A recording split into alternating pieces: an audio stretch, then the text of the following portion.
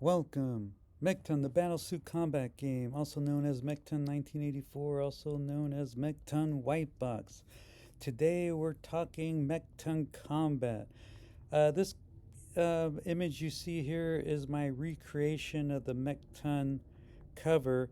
I will have a thumbnail with the original cover, but this is my attempt at creating the original or recreating the original cover.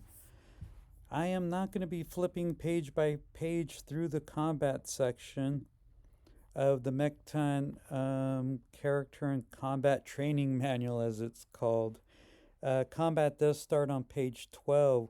What I am going to do is just talk briefly about combat and how it works as far as MEKTONs go. In a future video, I'll do a personal combat video, and beyond that, I'll do a video about the scenarios that are included in the rule book, and then my plan is to do an actual play of a battle scene. Perhaps I'll pit one MEKTON versus one MEKTON, or maybe I do 2 against 1 or 2 against 2. Something like that, so you can actually see the combat. So today is just going to be basically an overview of combat. And MEKTON combat takes place as what they call turns. They don't use the term round in this, which I prefer. I prefer rounds and then turns, but here they just call it turns. And the first thing to do is determine who goes first. And so what you do is you take your MCS and compare it to everyone else's. Highest MCS goes first. MCS is MEKTON combat skill. New characters start with 1 to 6 points in this skill.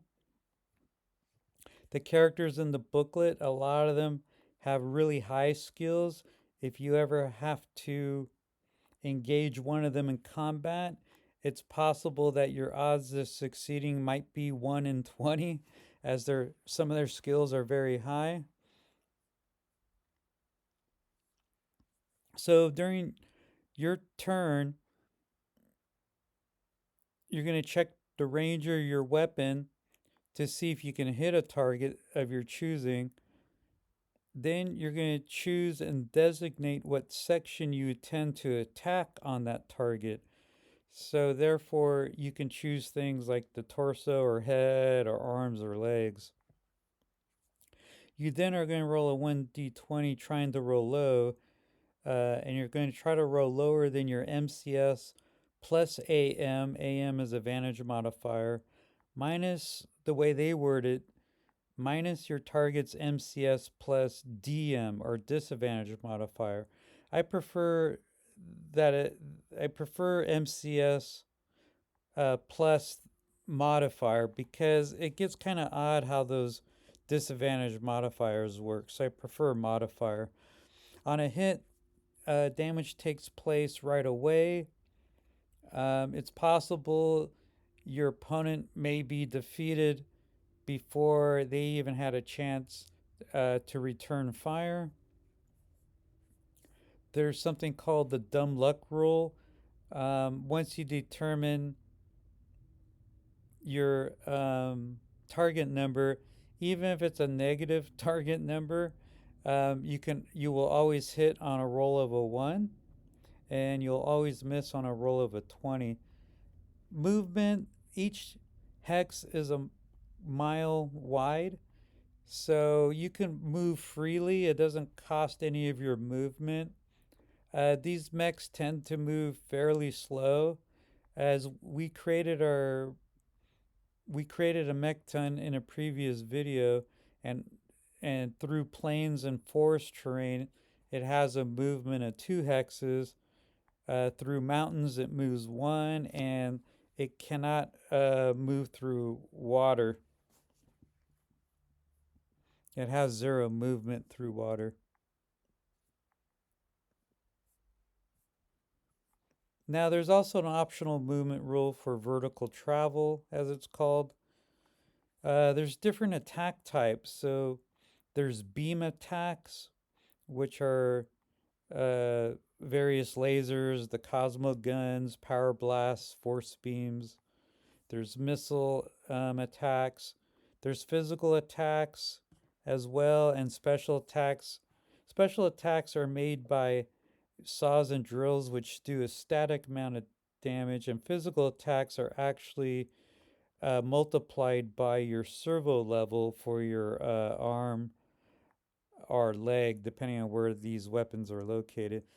What I really like is they got these grappling attacks, and there's 6 of them. So you can crush your opponent. You can try to dismember, like pulling its arm or leg off out of its socket. You can try to pin your opponent. You could trip or even judo throw your opponent, or even stomp your opponent. Ranges, what we would consider close range is what they call hand to hand range. It's a 1 hex radius around your MEKTON. Medium range is 2 hexes around your MEKTON, and long range is 3 hexes around your MEKTON. So when targeting, as I mentioned, you must select the MEKTON you're attacking and also the location or servo of that MEKTON. So again, it's you can target the head, the torso, arms, or legs. Now on your turn, you can choose to parry, and you can select the location. So keep in mind, if there's a MEKTON that goes before you, you won't be able to move your shield to a different spot. So whatever spot it was at beforehand is where it's at until your turn, and then you can move it. So if your shield's just at your side and your opponent decides to attack your head, you won't be able to defend until your turn, but by then it's too late because they already went. But assuming your head survives that turn, your shield will now be defending your head for next turn. Damage in this game, um, weapons can take damage first depending on where they're mounted. So if they're mounted on your back or on your chest or on your front of your head, um, they can take a certain amount of damage before they're destroyed. Once they're destroyed, then your armor takes damage, and then once your armor takes all of its damage it's able to take.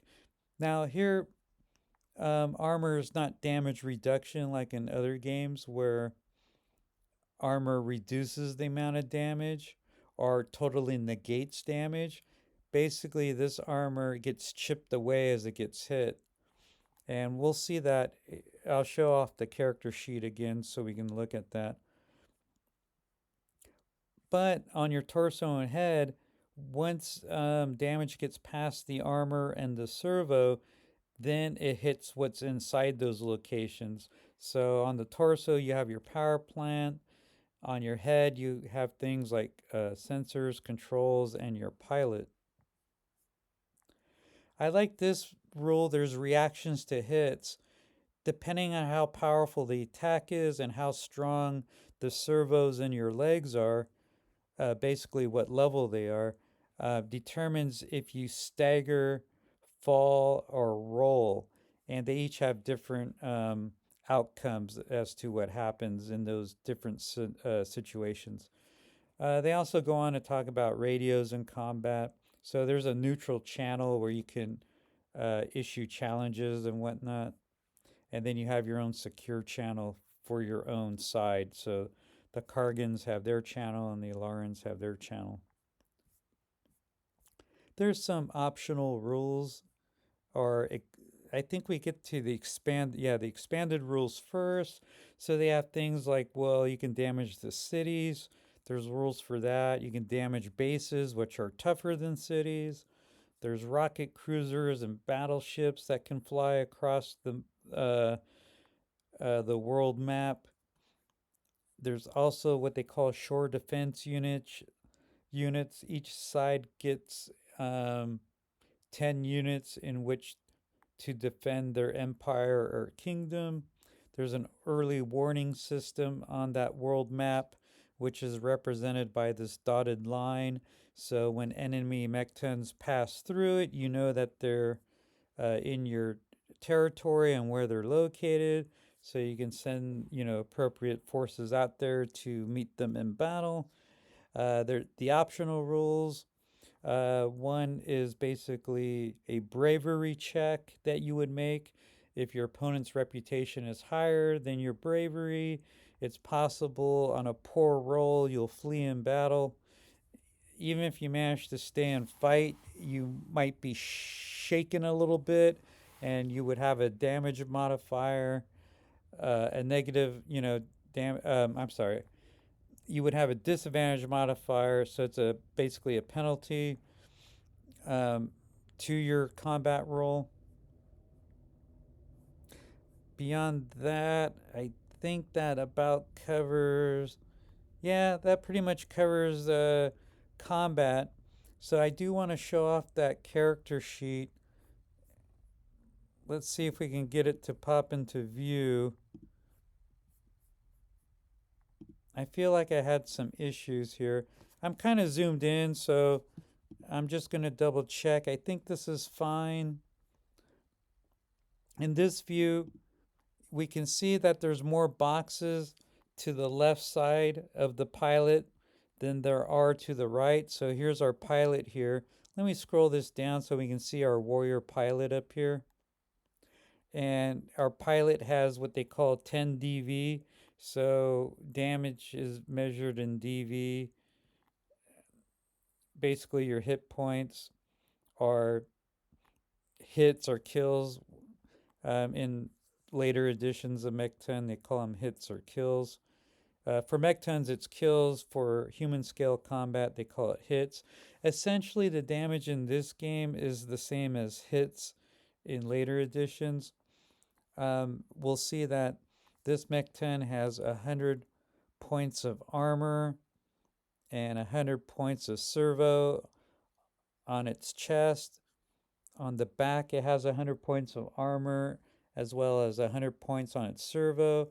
Once an attack gets through those points, then it hits the power plant. There's no special rules for blowing up the power plant. You can make your own. What I would do is, because a hex is a mile, I would just say it causes 100 points of damage to anything in that hex. So we have a weapon, we have a laser mounted to the front of our head. It would take 100 points of damage. Once that's gone, armor would take damage. We have 50 points there. Then our servo has 90 points. Then we have 5 points of sensors, 10 points of controls. And then finally, we would hit the pilot.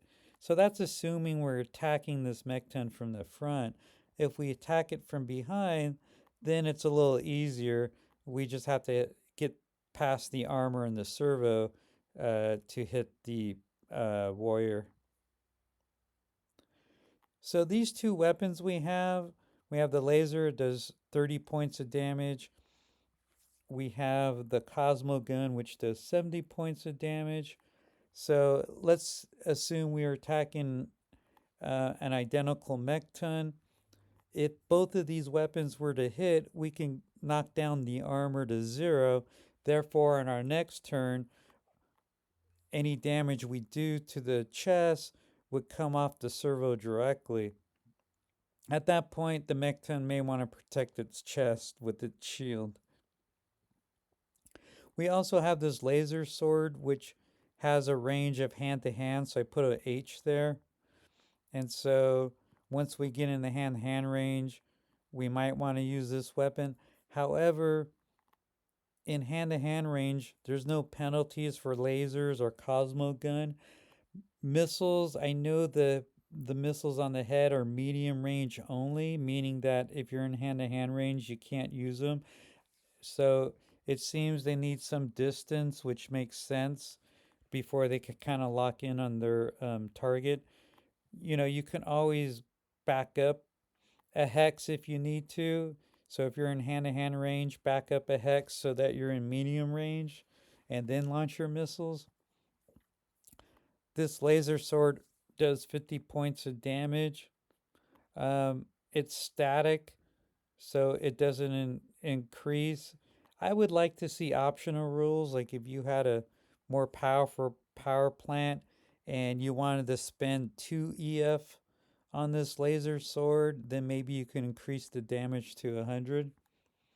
Um, that's not an official rule or anything, but that would be kind of neat to do. Otherwise, you might have these really powerful mechs with a power plant that ate, hundreds of points of armor and hundreds of points of servo DV, but yet their laser swords only do 50 points of damage.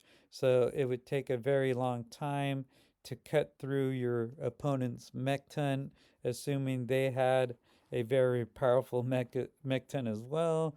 So that might be, some sort of house rule you can do. Lastly, do I have the sheet here?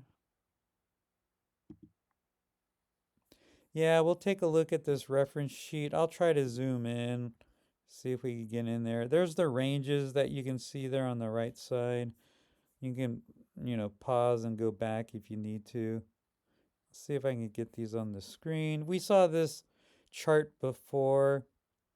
You could have weapons mounted into your arms.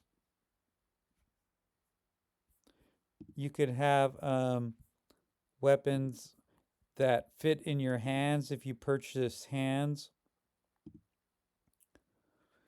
Uh, there's the head and chest weapons. You got missiles or lasers on your head or chest. On your back, you can have the Cosmo Cannon. Basically, on the back, what it does, it's supposed to kind of go up and over your shoulders, so you fire forward with this back weapon. We do see this stagger table here based on how much damage and how strong your servos are. And then this grenade table we'll look at later when we do personal combat. Again, future videos, next step will be personal combat. Past that will be the scenarios that are included in the rulebook. Beyond that, we're going to have, I'm going to do an actual play. I might do a 1 versus 1 combat. Maybe I'll do 2 versus 1 or even a 2 versus 2. And then might do personal combat. It's very similar to MEKTON combat, so may or may not do that. Beyond that, I do want to do my customization video where I show off all the things that I customized for this game. I created new combat sheets. I created like 4 variations depending on whether you have rockets or fans on your feet, or if you have a rocket pack on your back, or just your weapon on your back. So there's variations there of the combat sheet. I also have the character booklet that I created. I got a blank one for new characters. I also created character booklets for each of the characters that are included in the rule book. Also, the characters included in the rule book, they do not have stats for bravery or cleverness, so I have to create stats for those. The only character I did mention in the previous video that has a tech skill is, I think it was General Zark. Um, but it's surprising that Waldo or Chango didn't have a tech skill because those are the chief engineers. So I had to give them one. Anyway, that's for the future. I would like to thank you for watching and subscribe the channel.